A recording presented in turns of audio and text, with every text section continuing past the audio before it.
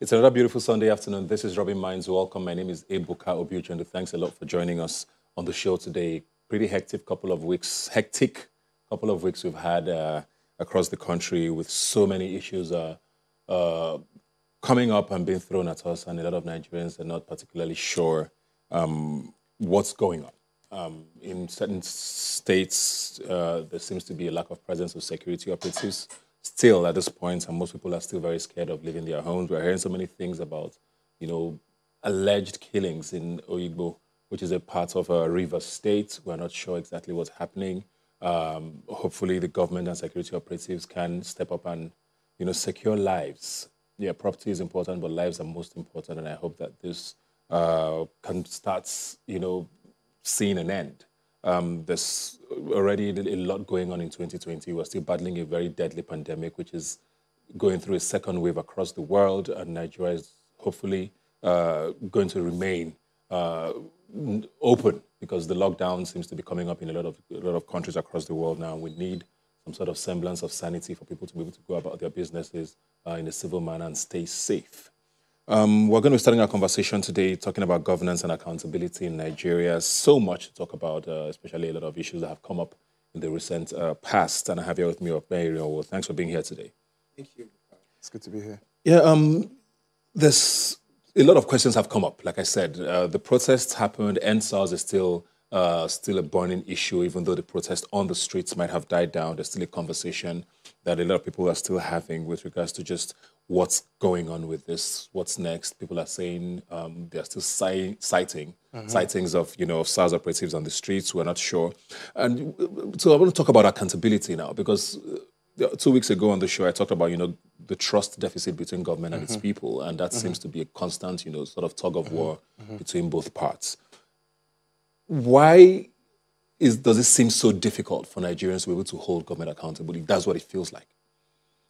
Well, I would say that's an interesting question, and it might be worthy to note that quite a lot of people have done extensive research on what and I think you did adduce to it by saying, I don't think it's something that can be easily exhausted in perhaps a 30 minutes or a 1 hour conversation. But the fact is, for me, I think it fundamentally has to do with the structure of governance and the realities of how we have decided to govern ourselves. A case in point might just be for us to refer to, what do we call the present system of government in which we run? Quote and unquote, this is supposed to be a federalist state, right? But we are not practicing what federalism is, modeled, like the Americans would have it. We don't have that independence of states and issues, and that even now cascades even down to police states, how we have, devolution of powers and having state police and issues around that. So all of these things goes back fundamentally to how Nigerians, or we as a people, have decided to govern ourselves. And the fact remains that the people did not decide to have this system as we have it. This was a military system that was inherited, and the democracies that have come after it right now have decided to retain it as it is. So it's basically like a hangover of sort of the military mentality where things were done a certain way and the citizens are used to responding a certain way. The president himself even adduced to it. The statements he was credited to saying, I did hear him say, oh yeah, he listened, or he accepted a few of the demands at the initial stage, and it seems as if it is being interpreted as, as weakness. That already shows a very flawed understanding of his responsibility as the servant-in-chief of the Federal Republic of Nigeria. That's already a flawed understanding, and to think that the entire presidency approved that statement, or that's like the product of all of the people and their understanding of what democracy is, allow the president and he himself, vetted and okayed that statement for him to say to the Nigerian people. That shows how deep-rooted and flawed our system, our understanding of what democracy ideally should work. Yeah. So it goes back to the basic, really. It's important for us to really go back to the basics. Accountability is literally not possible. We cannot hold our leaders accountable. It's a system problem. Once the system is wrong, I always say that no matter who you throw, think of the greatest leaders you can imagine over time, throw them into the Nigerian system. The chances that they'll be demystified is so high. We have a system problem. We also have a capacity problem. We can get to that, but the system is fundamentally flawed. If you don't, okay, now look at the solution he has decided to the line. They go to the approach of saying state governments should now, open panels of inquiry to do all that. So it's convenient now. It's convenient now to devolve powers because the blame is shifted from the federal government. But when it's time right now to give you the others, we know where the others actually come from. So it goes back to the fundamentals. So why are they beating around the bush? Why are they dancing? This government came into power And part of the cardinal things they promised was true federalism, was restructuring.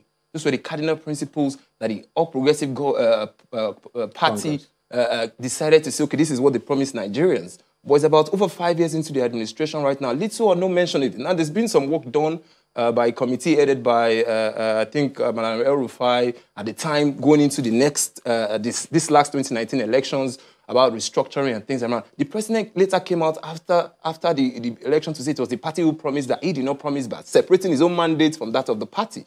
So you can, even if at that level, at that very high level, there's still discrepancies as regards the integration between what the party manifesto is and what the president's plan is. Let me go to Mutiata Oladejo, who's joining us from Ibadan, to get her contributions to this conversation. Thanks for joining us, Mutiata. I want to talk about, he mentioned restructuring there, if you can hear me. And it's a conversation or a word that's thrown around a lot lately. Is that a realistic goal, looking at the way Nigeria is set up right now? We have a lot of politicians who are not very excited about that word. Most people say, what does restructuring even mean? Especially with regards to accountability, holding government accountable. What's your thoughts on that? Yeah, when we talk about restructuring in Nigeria already has a structure. And restructuring depends on the way you see Nigeria as a citizen. We have the federal, state, and local governments, and going by the 1954 federal constitution, we already have a structure. However, governance since then has not been going by the structures and implementing the policies as contained in the constitution. Now, when we want to match that with accountability, our problem in Nigeria really is the fact that our local government system is not working efficiently. And since the local government is not working, that's a big challenge in the sense that, for instance, in Nigeria, we have 774 local governments. A number of people don't even understand the role of the local government chairman and what structures are there in the local government. For example, when it's time for election, we only see these politicians, and then there's something we call campaign finance tracking. We realize that a number of them actually have support groups, and they have excellent management and leadership styles by which they mobilize to win elections. Then if that is the case, why can't we bring this idea into accountability and governing of the state at the local government level? Now, there is a challenge in Nigeria presently because we have rural-urban transformation in most societies. Places where we regard as villages in the past are now suburban areas or even cities. And so the problem is that does the local government system in Nigeria understand the dynamics of managing these emerging African societies? So it is until some people who are interested in being in Nigerian government, if they understand what it takes to be in government, there and then we begin to say that we can begin to talk about how to rally around, mobilize, and talk about accountability. Because for me, presently, government is not more about tea party. We need a change, we need transformation. But the kind of transformation we actually need depends on the citizen. How does the citizen value the society? What does the citizen themselves understand about the kind of development they want for the society? Because these are the fundamental things by which, when the citizens understand this, we call it a kind of value orientation. If you know what you value about. Yes, sorry to cut you in there, because there are two things you've mentioned that I want to sort of touch on. I mean, you've talked about, how, we should hold sort of the lower governments or levels of governments accountable, because, I mean, it looks like everybody seems to keep pointing at the center for everything. And you've talked about the citizens now. A lot of people will argue that the way our constitution is set up, roles are pretty clear on who should do what, right? We have the local governments, we have the state governments, and then we'll have the federal government, and it's clearly stated in the constitution what everybody's role is. Is it then on the citizens to hold these governments to account on those things that they should be doing? Because, I mean, yes, we might need restructuring, but the constitution is clear on what everybody's role should be. So is it the citizens that should be doing more of the holding accountable as against blaming government all the time? Yes, the federal system in Nigeria has something we call a kind of concurrent list, and I think the residual list to the local government system. So between the federal and the state government and even the local government, they have powers they share. The thing is, what we need to understand at this level, given the kind of population we have in Nigeria, is that what I can term as development in my own neighborhood may not be what another person needs in his own neighborhood. So the government needs to map out what is the need, what are the needs of the citizens. Then the citizens themselves, at the local government level I'm talking about, because if we can't continue to focus on the federal level too much at this point in Nigerian society, because the federal level is responsible for some things I call a kind of bogus responsibility, which is probably defense and some other things. But when it comes to issues of education and health, these ones are the fundamental things we have to ask our government, people in government about. They need to be accountable. They need to be transparent. We have to see them in action. And seeing them in action means that they too need to understand the kind of society they are governing, while the citizens themselves need to understand what are the roles of the local government. For example, let me be a bit practical here. We have several secondary schools and primary schools that the local governments are responsible for. Do they still organize oratory contests for students? Do they organize competitions that can actually make small families within the neighborhood feel the impact of government? When they organize these kinds of competition, for example, they will be able to see young talents, kids that have the talent to become part of the society and contribute to the development of Nigeria in future. All these things, much as they are minute and fundamental, do we have structures at the local government level that tend to work on these things? It will be a shame when you go to local governments and even ask the officials there about some of the things they ought to be doing, and you will see this kind of nonchalant attitude, and even some of them don't even have an idea of how some of these things should be. And so these are the kind of challenges we have. So when we talk about local government and accountability, we should begin to beat it down. What are the things that we expect to see from our local government level? It is when we begin to see our society from that perspective, then it's not as if there won't be a way of engaging the federal level. I know there are several civil society organizations that actually have a way of making the federal government see how they are performing, understand their performance levels and all that. All right, I'm going to come back to you, Michelle. Let me come with you now, Ope. Sort of going on from what she's talked about there is something that a lot of people have always wondered: how do we start, to look more inwards, as against looking up there in Abuja all the time for answers? And something that happened interestingly this week, there was videos of members of the State House of Assembly here in Lagos trying to deliberate on a certain issue. And there was an uproar, basically, and people called out, House of Assembly members. There were even talks about recalling some of them at some point. But Lagos is one state, and there's the constant conversation of, Lagos's voice is amplified because it has a very sort of dynamic population. The middle class is pretty strong here, as against other states where you might not have that sort of an eclectic mix of people who are able to, be a force. So how do we sort of make this more normal across board without, is it a government issue or is it the citizens sort of going off from what she said? Absolutely. I think there's an awakening required. And I think that awakening has started with the NSAS. That was like the trigger that has, ignited. Now, all of these issues that happen as far as Lagos State is concerned, these are things that have been happening over time. There's just a little focus now on that aspect of things. And I think that is quite encouraging. We need to start seeing more of that. It is only through that medium of accountability that we're able to call them to question, to even see where the mistakes are, put them on their toes. That's definitely necessary. But I still think it's important right now that we go back to there's a structure. The structure is fundamentally flawed. Now, the federal government cannot take 60% or almost 70% of the cake and expect for us to not to put as much eyes on you. If you're going to take a huge share of the pie, we have to put commensurate attention on you if you're going to be managing that kind of resources. Speaking of local government, local government autonomy is part of the major issues that is very, integral part of restructuring, which is all part of the conversation which we're supposed to be having.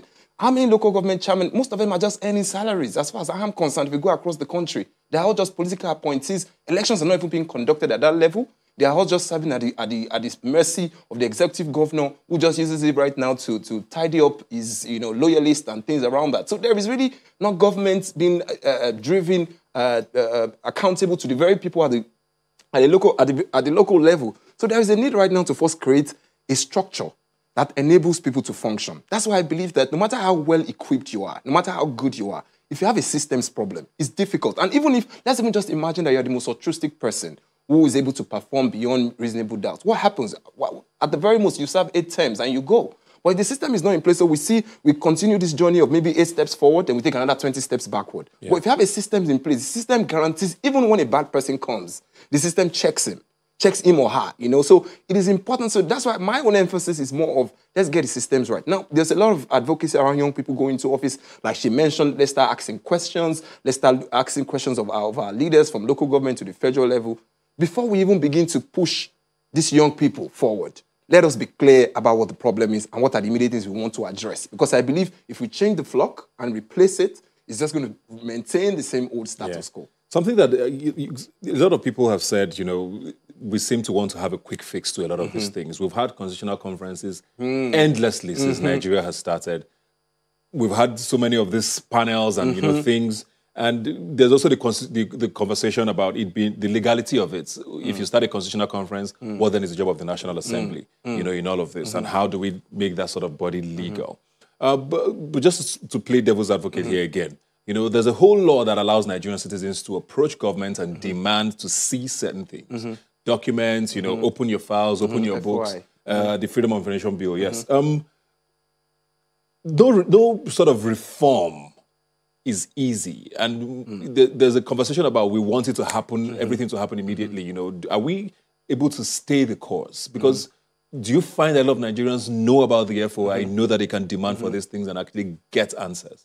Without a doubt, I think there is a huge disparity between Nigerians who are, there's despair in the land. That is given. People are hopeless, people are hungry, and all that is what we've seen played out, with the NSAS protest and all of the lootings that took place. It further revealed the disparities and deprivation, even amongst protesters, amongst people, how deprived people are, and it goes into how distrust, the level of hunger in the land, that's evident. However, I think it still comes back to how do we want to take this forward? And is there political will? To answer your question, what do we have the required political will? I mean, it's not rocket science. What were we demanding for as far as NSAS was concerned? We wanted, the president or the government could have just shown good faith by issuing a statement saying all the protesters who have been arrested across the country, the police should immediately release them by just dissolving Abacha style. The president has that mandate. He has the authority to do that. The Inspector General of Police has that mandate to do that. That even shows for the very first time that you are responsive. But they are interpreting it as a way of, the people are pulling your strings. It means that you're losing your power. As an emperor that you are, you shouldn't be, it's like a benevolence. You do it as a token. Yeah. Let me just get a final word now from you, Mitiat, as quickly as you can. And still on the issue of trust. How do we start to close that gap, the trust deficit between Nigerians and the government? Very quickly. Yeah, trust. Yeah, it's something that is very important, but it's unfortunate that right from the moment Nigeria was created, there is mutual distrust and suspicion. But notwithstanding, I think it is the obligation of the citizens to begin to look inwards into what the government is doing. Be interested in looking at, forget about your bias.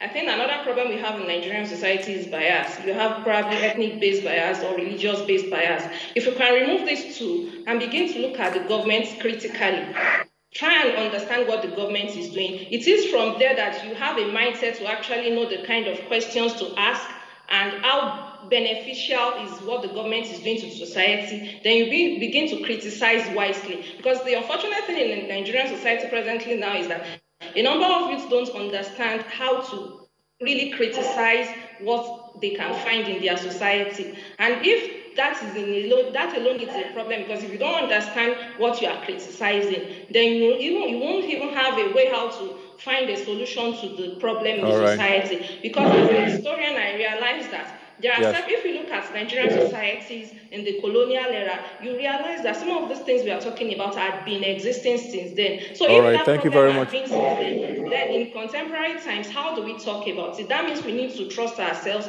We need to move beyond ethnic and religious bias and understand how our government is engaging us. Then we engage the government. Either way. Thank you. Thank you very much, Mitia. Thank you very much, Okpe. Like we say in Nigeria, problem not the finish. So we can only keep talking about these things, and please come back when we call you. Thank you. Thank you so much. We're going to take a break and be right back. Please don't go away.